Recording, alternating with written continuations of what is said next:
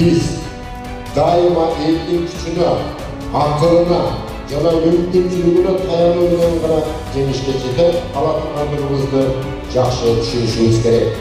Элибиздин коомду, мамлекетти өнүктүрүү, өркүндөрүү кудурети абдан чоң. Аларды адилеттиктин негизинде уюштуруу, бир максатка, бир идеяга бириктирүү гана керек.